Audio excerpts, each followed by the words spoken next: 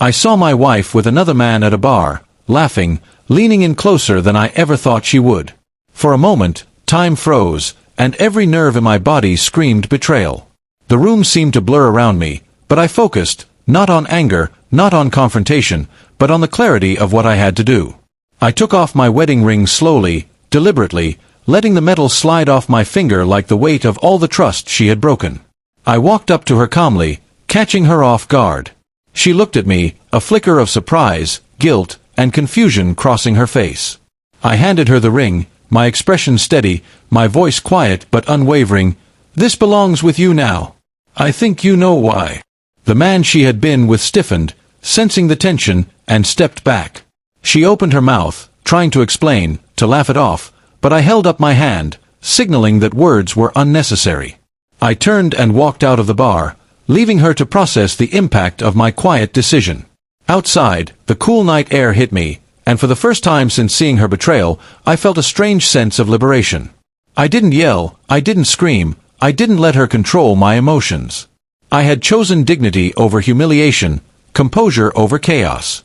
Over the next few days, I focused on myself, on healing, on clarity, and on reclaiming my life.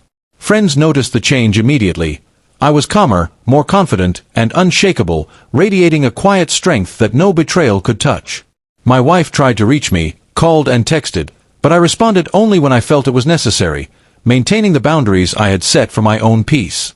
Weeks later, she came to see me, tears in her eyes, apologizing for her actions and begging for a chance to explain. I listened, calm and composed, and said softly, "I've already made my choice.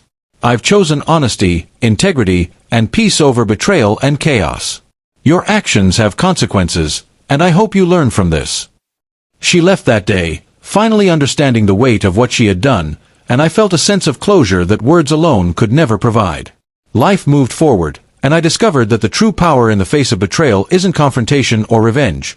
It's maintaining your dignity, setting boundaries, and showing that your happiness and self-respect are untouchable. Months later, I looked back at the moment at the bar not with bitterness, but with clarity and strength, realizing that letting go of what no longer served me had opened the door to a life of empowerment, peace, and self-respect. That single act of handing her the ring quietly, calmly, without anger, became a symbol, not of loss, but of my own strength, proving that the best response to betrayal is never the loudest, but the one that preserves your heart, mind, and dignity, leaving no room for regret and no power in the hands of those who choose to betray.